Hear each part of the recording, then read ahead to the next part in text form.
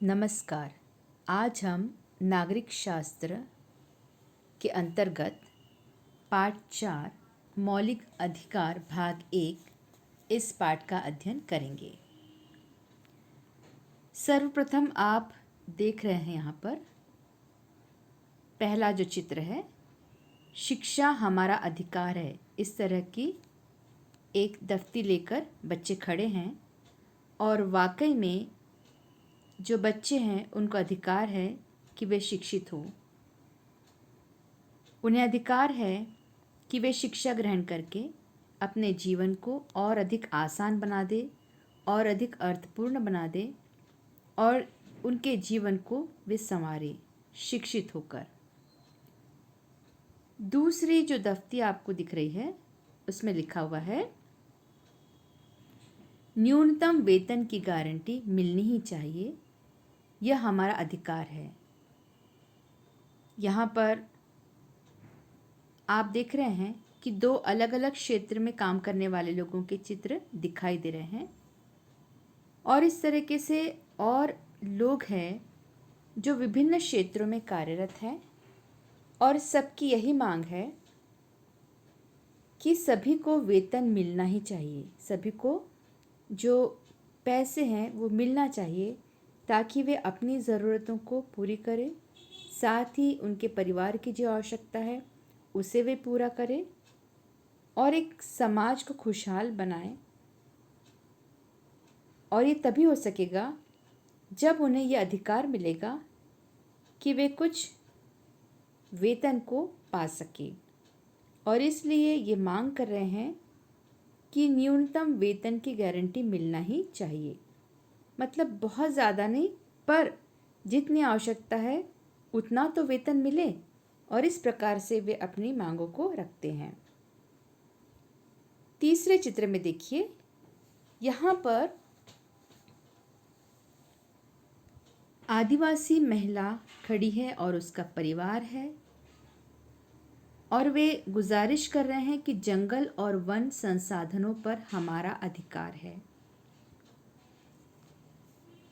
उनकी जो दिनचर्या है वो जंगलों में ही बीतती है, जंगलों में ही उनके परिवार पनपते हैं, उनका निवास ही जंगल है और इसलिए वे कहते हैं कि जंगल और वन संसाधनों पर हमारा अधिकार है। और यहाँ पर हमने 3 अलग अलग क्षेत्रों के अधिकार को देखा। पहला शिक्षा का अधिकार हमने देखा, उसके बाद हमने देखा कि न्यूनतम वेतन की गारंटी मिलना चाहिए, यह हमारा अधिकार है, ऐसा लोग कहते हैं। और तीसरा हमने देखा जंगल और वन संसाधन पर हमारा अधिकार है। इसके अलावा भी कई अधिकार हैं जो लोगों की मांग होती है। तो आइए, जो हमारा पाठ का नाम है मौलिक अधिकार, उसके अंतर्गत हम कुछ और बातों को जान लें।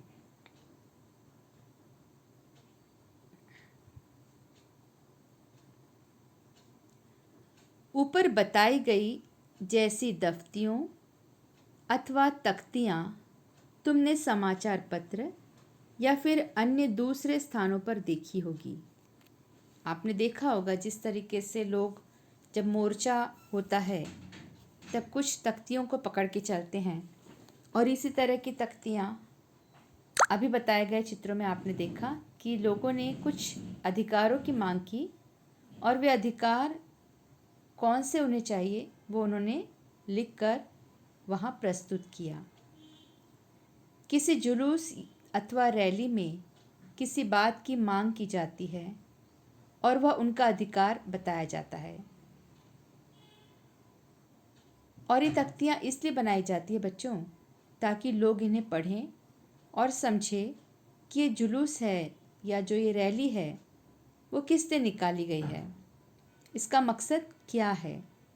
क्योंकि जब कोई जुलूस या रैली, आपने देखा होगा जुलूस जो होता है काफ़ी सारे लोग उसमें होते हैं, जिसे हम रैली भी कहते हैं। तो जब जुलूस या रैली निकलती है तो बिना मतलब किए कभी भी नहीं निकलती।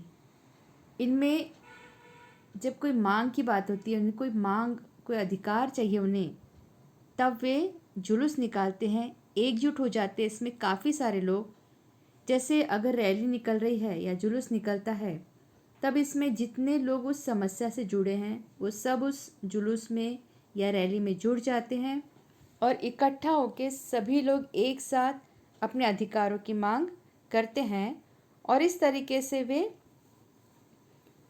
अपनी मांग करते हैं ताकि उन्हें वो अधिकार, उन्हें वो हक प्राप्त हो जाए। हमें जन्म से ही कुछ अधिकार प्राप्त होते हैं, है ना। हम जब छोटे होते हैं तब हमें कुछ ना कुछ अधिकार हमको प्राप्त होते, जन्म से ही हमें कुछ ना कुछ अधिकार प्राप्त होते हैं और इन अधिकारों के प्रति हम सजग होते हैं क्योंकि हमें पता है कि अधिकारों का इस्तेमाल कितनी हद तक हमें करना है। प्रत्येक जन्मजात बालक को जीने का अधिकार है ना। सबसे पहले हम देखते हैं कि जीने का अधिकार सभी को है। अगर एक छोटा सा शिशु जब पैदा होता है तो भले ही वो कुछ घंटों का हो या एक दिन का हो या आज ही पैदा हुआ हो, लेकिन उसको जीने का अधिकार है क्योंकि उसने नया जन्म पा लिया है। उसे उत्तम स्वास्थ्य प्राप्त हो, इसके लिए संपूर्ण समाज और सरकार प्रयास करते हैं। और जो बालक इस दुनिया में आया है, जिसने इस दुनिया में आंखें खोली है इस नए जहान में, तो लोग, परिवार के लोग, समाज के लोग, सरकार पूरी तरीके से प्रयास करती है कि उसका स्वास्थ्य अच्छा हो, क्योंकि अगर स्वास्थ्य अच्छा होगा, बच्चा अगर तंदुरुस्त है तो वो अपने जीवन को जीने में सक्षम रहेगा। उसे अपने जीवन में और आगे किसी प्रकार की स्वास्थ्य संबंधी परेशानी नहीं होगी और इसलिए समाज चाहता है कि जो भी बालक आ रहे हैं वो स्वस्थ हो। और इसके लिए कई बार आपको बताया जाता है। देखिए, आप अगर आप न्यूज़ देखते हैं या टीवी पर देखते हो आप लोग, तो किस तरीके से बच्चों की रक्षा करना, उन्हें क्या खिलाना पिलाना, ये सारी बातें बताई जाती है ताकि लोग जान सके, सचेत रह सके और बालकों का पालन पोषण अच्छी तरीके से कर सके। यदि सभी लोगों को अन्याय, शोषण, भेदभाव, वंचितता से संरक्षण प्राप्त हुआ, तभी प्रत्येक व्यक्ति स्वयं में छिपे गुणों और कौशलों का विकास कर सकेगा। हम देखते हैं कि जो लोग हैं उनके पास बहुत सारी चीज़ें होती है, हाँ, तो इन जो गुण है उनके पास में, गुण और कौशल, ये सभी के पास होते हैं, लेकिन इसके लिए मौका मिलना चाहिए। और ये मौका जब अगर उनके पास अन्याय नहीं हो रहा है तभी मौके को अच्छी तरीके से जी सकेंगे, इस मौके का फ़ायदा उठा सकेंगे, उनके पास जो कौशल है उसका सही इस्तेमाल कर सकेंगे और इससे समाज का और देश का फ़ायदा होगा। अगर जिनके पास गुण कौशल है, अगर उनका शोषण नहीं हो रहा है तो वो इन गुणों को और निखारेंगे और जो उनके पास कौशल है उसका वे इस्तेमाल सही रीति से करेंगे।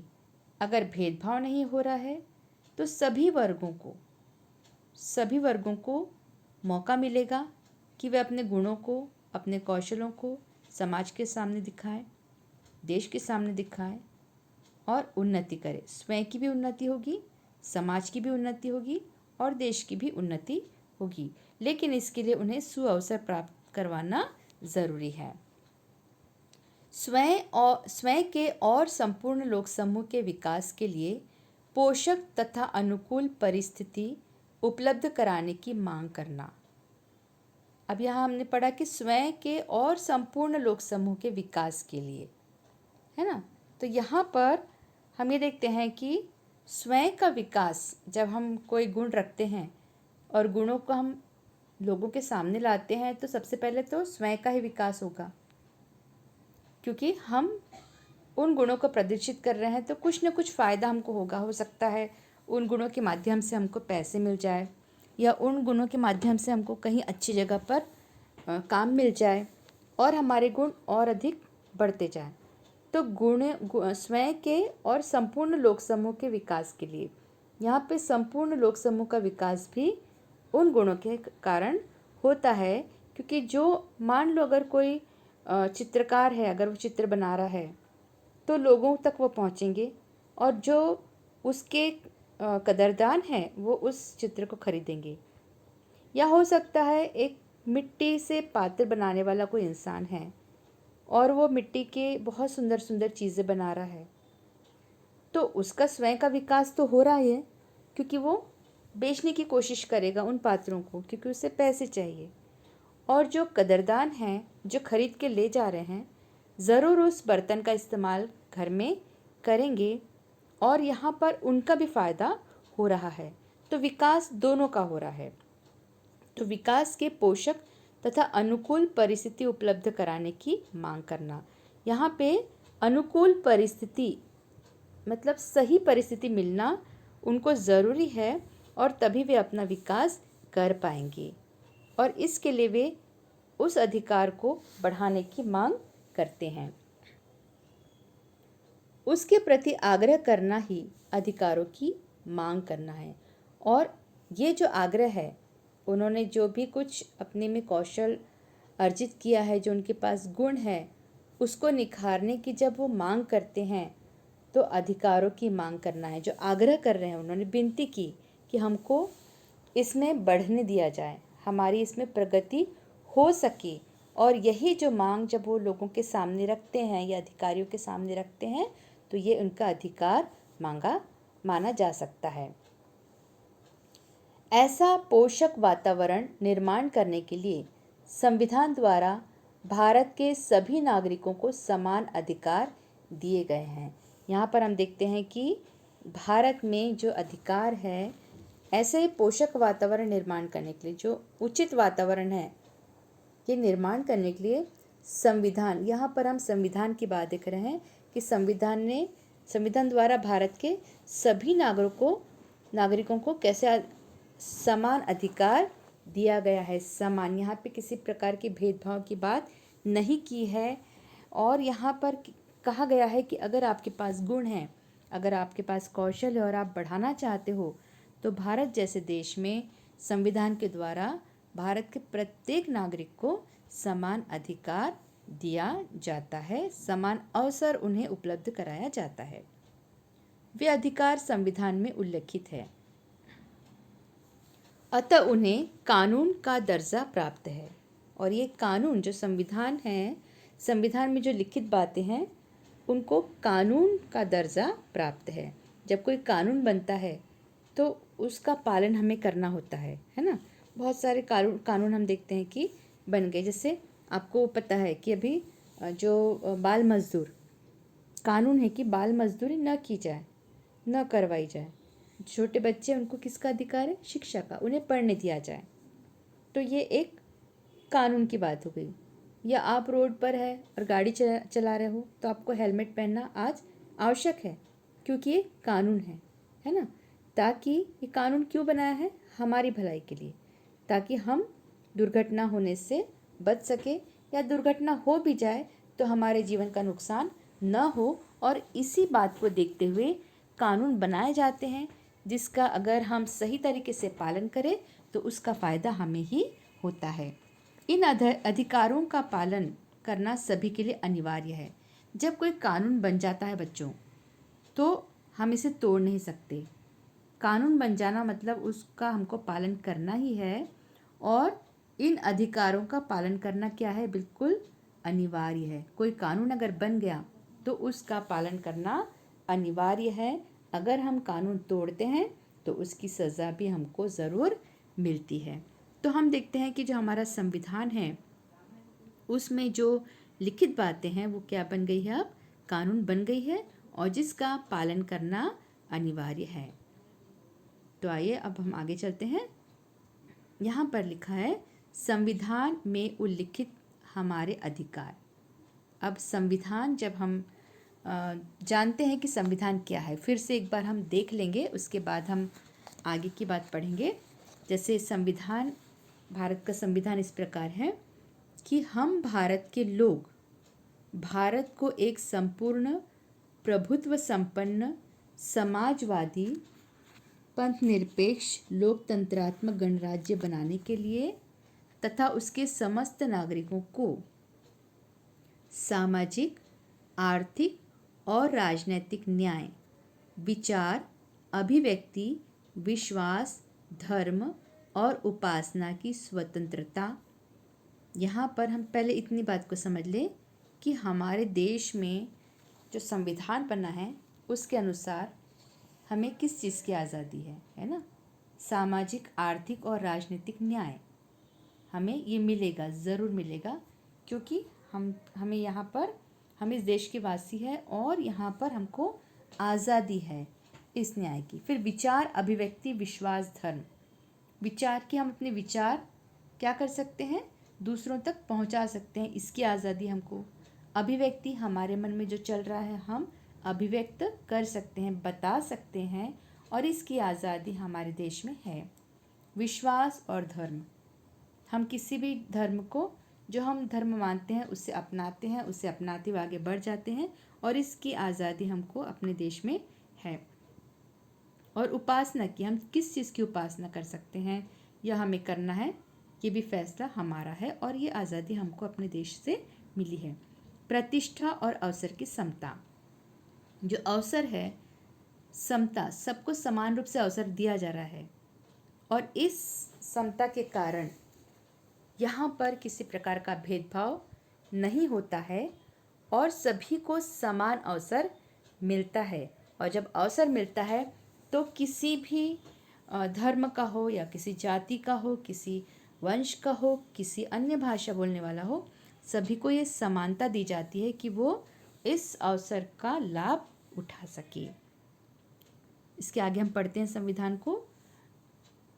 और उपासना की स्वतंत्रता, प्रतिष्ठा और अवसर की समता प्राप्त कराने के लिए तथा उन सब में व्यक्ति की गरिमा और राष्ट्र की एकता और अखंडता सुनिश्चित करने वाली बंधुता बढ़ाने के लिए, इन बातों के द्वारा जो हमको आज़ादी मिली है उसके द्वारा हमें क्या करना है, जो हमारी गरिमा है खुद की वो, और राष्ट्र की एकता और अखंडता, उसमें हमको बंधुता है जो सुनिश्चित है, उसको बढ़ाना है। हमको किसी भी तरीके से मिलजुल कर काम करना है। अगर हम मिलजुल के काम करेंगे बंधुता के साथ में, तो हम स्वयं तो प्रगति करेंगे ही, लेकिन साथ ही साथ हमारा देश भी अग्रसर होगा। आगे देखते हैं। दृढ़ संकल्प होकर अपनी इस संविधान सभा में आज तारीख 26 नवंबर 1949 ईस्वी को एतद्द्वारा इस संविधान को अंगीकृत, अधिनियमित और आत्मार्पित करते हैं। और इस तरीके से यहाँ पर हम देखते हैं कि संविधान में उल्लेखित जो बातें हैं वो है स्वतंत्रता की, कि सामाजिक, आर्थिक, राजनीतिक न्याय की स्वतंत्रता हमें, विचार, अभिव्यक्ति, विश्वास और धर्म और उपासना की स्वतंत्रता है। तो इस तरीके से हम देखते हैं कि संविधान में बहुत ही खूबसूरत बातें लिखी है और ये पूरे भारतीयों के लिए, सभी के लिए है। और इस समानता में जब हम रहते हैं तो हमको क्या करना है, अपने जो नियम है उसका अगर हम पालन करते हैं तो ये हमारे लिए लाभप्रद सिद्ध होता है। तो अब हम आगे देखते हैं बच्चों इस लेसन में से, संविधान में निम्न उल्लिखित हमारे अधिकार कौन कौन से अधिकार हैं। हाँ, संविधान में भारतीय नागरिकों के अधिकारों का उल्लेख मिलता है। देखेंगे कि वे अधिकार कौन से हैं। अब हमारे संविधान में हमने देखा कि कौन कौन से अधिकार हमें मिले हैं, और यहाँ पर अब हम विस्तार से इन अधिकारों को पढ़ने जा रहे हैं। तो पहला है हमारा समता का अधिकार। ये है पहला, समता का अधिकार। समता का मतलब क्या होता है? समता मतलब समान रूप से सभी को समान अधिकार प्राप्त होते हैं, उसे कहते हैं समता का अधिकार। समता का अधिकार के अनुसार देश भारतीय नागरिकों में ऊंच नीच, छोटा बड़ा, स्त्री पुरुष जैसा भेदभाव करके किसी के भी साथ अलग आचरण नहीं कर सकता। अब यहाँ पर देखिए, समता किस किस के बीच में है? ऊंच नीच मतलब कोई ऊंचा नहीं, कोई नीचा नहीं, कोई जाति ऊंची या नीची ऐसे हम नहीं मानेंगे, क्योंकि अधिकार है समता का अधिकार। छोटा या बड़ा, हो सकता है किसी के पास बड़ा पद हो, किसी के पास छोटी सी जो नौकरी हो या छोटा पद हो उसके पास में, या धनवान है, अमीर है, इस तरीके से भी छोटा बड़ा हो सकता है। या फिर बहुत बुद्धिमान है, बुद्धिमान का मतलब बहुत सारी डिग्री उसके पास में है। कुछ लोग ऐसे हैं कि अपनी परिस्थिति के कारण नहीं पढ़ पाते हैं या फिर कम पढ़ पाते हैं। तो इस तरीके का भेदभाव नहीं है, सभी को समान अवसर मिलेगा। फिर स्त्री पुरुष, चाहे वो स्त्री हो चाहे पुरुष है, तो यहाँ पर किसी प्रकार का भेदभाव नहीं है, सभी को समान अवसर प्राप्त हो रहे हैं। और इस भेदभाव को मिटाते हुए हम देखते हैं कि भारत में समता का अधिकार है। कानून सभी के लिए एक समान है, चाहे वो ऊंच नीच हो, हाँ, चाहे वो स्त्री पुरुष हो, ऊंच नीच हो, छोटा बड़ा हो, स्त्री पुरुष हो, चाहे कोई हो, सबके लिए कानून बिल्कुल एक जैसा है। यहाँ पर किसी भी प्रकार से कानून अलग अलग नहीं है, क्योंकि हमारा देश समता का अधिकार लिए हुए हैं। कई कानून ऐसे होते हैं जो हमें संरक्षण प्रदान करते हैं, जैसे बिना पूछताछ किए गिरफ्तार करने जैसी कृति से हमें संरक्षण प्राप्त है ना। अगर आपको बिना पूछे गिरफ्तार कर लिया जाए तो आप बौखला जाओगे, है ना, क्योंकि आप पहले पूछना चाहोगे कि हमने किया क्या है। तो ये आज़ादी है हमें, ये बात सभी के लिए समान है कि बिना पूछताछ के गिरफ्तार नहीं किया जाता है। तो इसमें हमको सुरक्षा मिल रही है। इस प्रकार का संरक्षण प्रदान करते समय भी सरकार भेदभाव नहीं कर सकती। इसका मतलब अगर वो छोटा है तो उसे गिरफ्तार कर ले, या बड़े ओहदे वाला है तो उसको बाद में करे, या बहुत पूछताछ के साथ करे, ऐसा बिल्कुल भी नहीं है।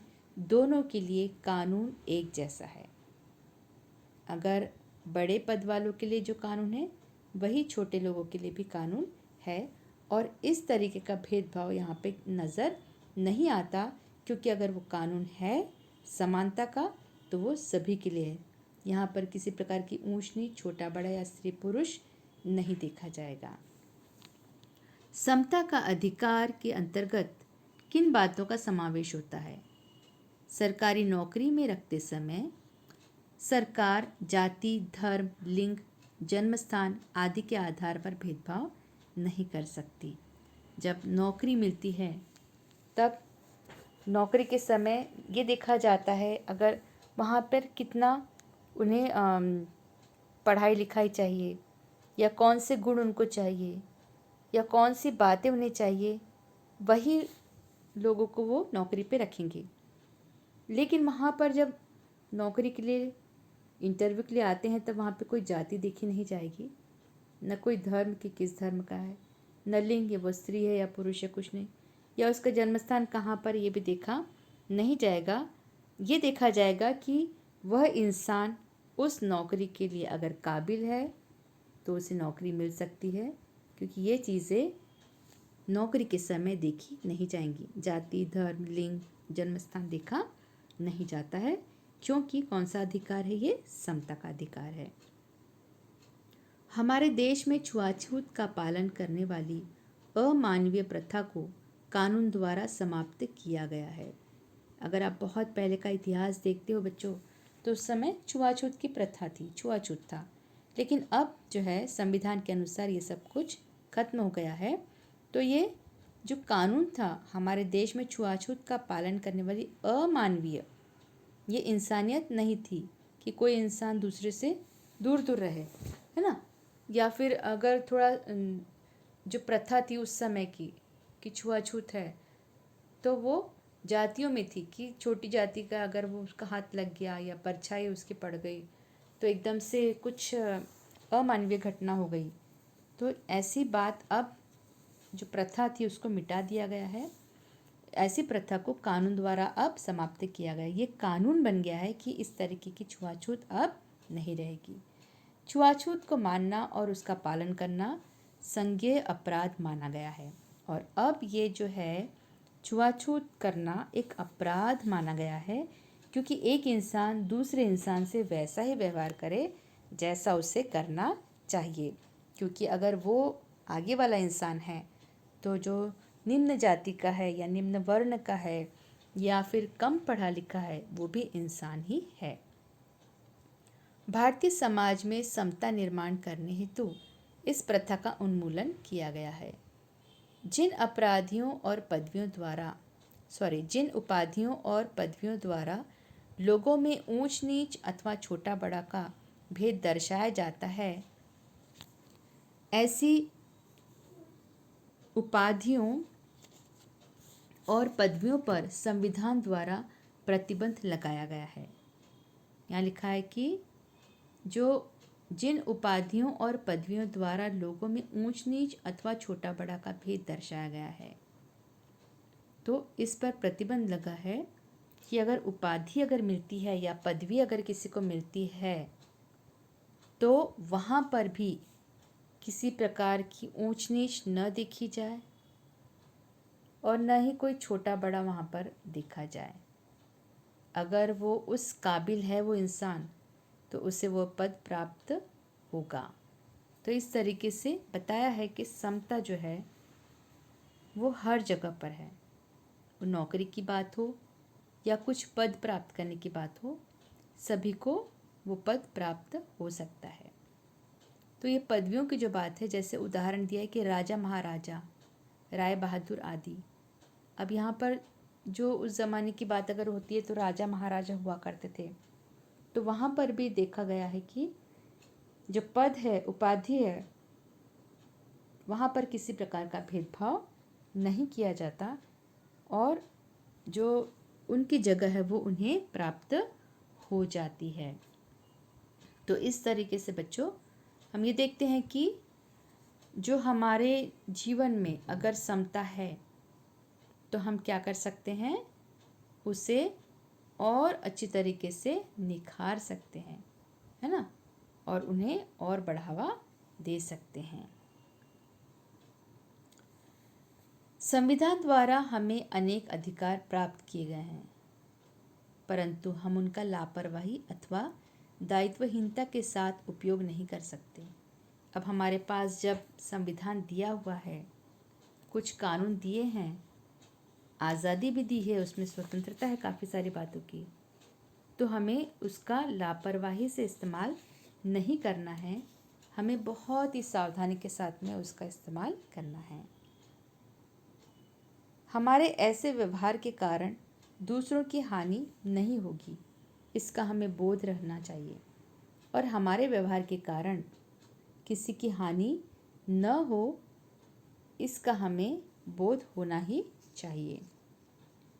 हमें अपने विचार व्यक्त करने की स्वतंत्रता प्राप्त है, परंतु उकसाने अथवा भड़काने वाला लेखन कार्य अथवा भाषण हम नहीं कर सकते। उतनी सच्चाई है इस बात में कि हमें आज़ादी है कि हम अपने विचार व्यक्त करें, लेकिन अगर हम अपने विचारों के द्वारा किसी को भड़का रहे हैं या किसी का गलत मार्गदर्शन कर रहे हैं या अपने लेखन द्वारा हमने कोई गलत मार्गदर्शन किया या किसी को भड़काया, तो ये बिल्कुल गलत है। तो अगर हम ऐसा करते हैं, इसका मतलब हमने क्या किया, आज़ादी का गलत फ़ायदा उठाया। अब ये देख ले हम, वे उपाधियां और पदवियां देश नहीं दे सकता जो विषमता को बढ़ाती है, और जो विषमता को बढ़ा रही वैसी पदवी देश नहीं देता। समाज में फूट पैदा करती और नागरिकों में भेद उत्पन्न करती है, और अगर इस तरीके से विषमता हो जाएगी तो क्या हो सकता है, समाज में फूट पैदा हो सकती है और नागरिक आपस में भेदभाव करना शुरू कर सकते हैं। परंतु समाज के विभिन्न क्षेत्रों में गौरवपूर्ण कार्य करने वाले महानुभावों को सरकार पद्मश्री, पद्म भूषण और पद्म विभूषण जैसी उपाधियां प्रदान करती है।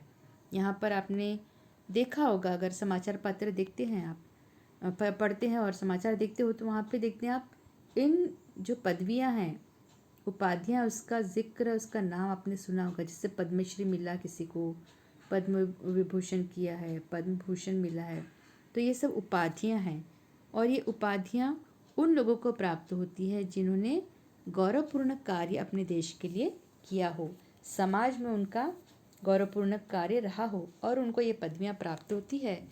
तो ये जो पदवी के जो लायक लोग हैं, जिन्होंने वाकई में समाज के लिए कार्य किया है, देश के लिए कार्य किया है, तो इस पदवी को देते समय सरकार किसी प्रकार का जाति धर्म नहीं देखती, ऊंच नहीं देखती और न ही स्त्री पुरुष देखती है। वो सिर्फ देखती है कि उस व्यक्ति ने उस जिस कार्य को किया वो वाकई में सराहनीय है या नहीं। भारत रत्न उपाधि हमारे देश का सर्वोच्च नागरिक सम्मान है। सबसे जो बड़ा सर्वोच्च नागरिक सम्मान, मतलब अगर किसी को भारत रत्न प्राप्त होता है तो ये सबसे बड़ी उपाधि, सबसे बड़ा जो पद है वो माना जाता है। कौन सा? भारत रत्न। भारत रत्न, भारत मतलब अपना देश, हाँ, और रत्न यानी हीरा। तो ये भारत का हीरा है, जो भारत का रत्न है, अमूल्य कीमती जो है, उसे ही भारत रत्न उपाधि मिल सकती है। तो ये सबसे बड़ी उपाधि मानी जाती है। सेना में वीरता प्रदर्शित करने वाले कार्यों के लिए परमवीर चक्र, अशोक चक्र, वीर चक्र जैसे सम्मान पदक दिए जाते हैं। तो हम देखते हैं बच्चों, अलग अलग जो क्षेत्र हैं, अलग अलग वहाँ पे पुरस्कार मिलते हैं। अगर वो सैनिक है जो देश की सेवा करता है, वीरता से लड़ता है, हाँ, तो उनको क्या मिल सकता है? परमवीर चक्र, अशोक चक्र, वीर चक्र प्राप्त होता है। ये किसके लिए? सैनिकों के लिए। अगर जो सर्वोच्च नागरिक सम्मान है, अगर सबसे अच्छा काम अगर किसी ने किया है या देश का नाम ऊंचा किया है तो उसे भारत रत्न मिलता है। और अगर समाज में बहुत ही गौरवान्वित काम किया है उसने तो उसे पद्मश्री, पद्म भूषण और पद्म विभूषण जैसी उपाधि मिलती है। इन पदकों में सम्मानित किए जाने पर उन व्यक्तियों को किसी भी प्रकार के विशिष्ट अधिकार अथवा विशेषाधिकार प्राप्त नहीं होते हैं। अब यहाँ पर हम देखते हैं कि अगर उन्हें इन पदों को दिया गया, इनसे सम्मानित किया गया है, तो और दूसरे किसी भी प्रकार के जो विशिष्ट अधिकार है वो इन्हें प्राप्त नहीं होते। ये उनकी उपाधि है, लेकिन दूसरे पद उन्हें नहीं मिलते हैं, विशेष अधिकार नहीं मिलते उन्हें, वो भी भारतीय नागरिक है। क्योंकि ऐसे पदक प्रदान कर उनके विशिष्ट पराक्रम को गौरवान्वित किया जाता है। ये उनको एक सम्मान करने का अवसर होता है, एक सम्मान करने का तरीका होता है कि उन्हें सम्मानित किया जा रहा है और इस तरीके से उन्हें सम्मानित किया जाता है। लेकिन कुछ भी दूसरे जो अधिकार है वो उनको प्राप्त नहीं होते क्योंकि ये इनका सम्मान है। तो आज की तासिका में बस इतना ही बच्चों। इसका जो अगला भाग है हम अगली तासिका में पढ़ेंगे। आपको तब तक याद रखना है कि आपने क्या पढ़ा है, और इस पाठ को जितना हमने पढ़ा है उसे आप 2 बार पढ़ लेंगे। और इसके साथ ही आपको एक हम प्रश्न देते हैं, आपको प्रश्न लिखना है और उसका उत्तर भी लिखना है। प्रश्न है कि मौलिक अधिकार किसे कहते हैं? प्रश्न है मौलिक अधिकार किसे कहते हैं? और दूसरा प्रश्न लिखिए आप लोग, टिप्पणी लिखिए, टिप्पणी लिखिए, और टिप्पणी का जो शीर्षक है वो है समता का अधिकार। टिप्पणी का शीर्षक है समता का अधिकार। तो ये 2 प्रश्नों को आप करोगे। पहला प्रश्न है मौलिक अधिकार किसे कहते हैं, और दूसरा प्रश्न है टिप्पणी लिखिए। तो ये जो है आपके नोटबुक में सुंदर अक्षरों में आप लिखोगे। लिखना ज़रूरी है बच्चों, क्योंकि आप पढ़ोगे तभी लिखोगे। पढ़ोगे मतलब आपको लेसन 2 बार पढ़ना है, समझ के पढ़ना है। जब आप पढ़ रहे हो तो हाथ में आप पेंसिल लेंगे और पढ़ते हुए जब आपको लगता है कि ये इम्पॉर्टेंट है, कुछ खास है इस लाइन में, है ना, विशेष जब लगती है, तब आप उसको क्या करेंगे? रेखांकित कर लेंगे। आप उसको अंडरलाइन करोगे और ध्यान से पढ़ोगे, ज़ोर ज़ोर से पढ़ोगे, समझ के पढ़ोगे। ठीक है? तो इसका अगला भाग हम अगली तासिका में पढ़ेंगे। धन्यवाद।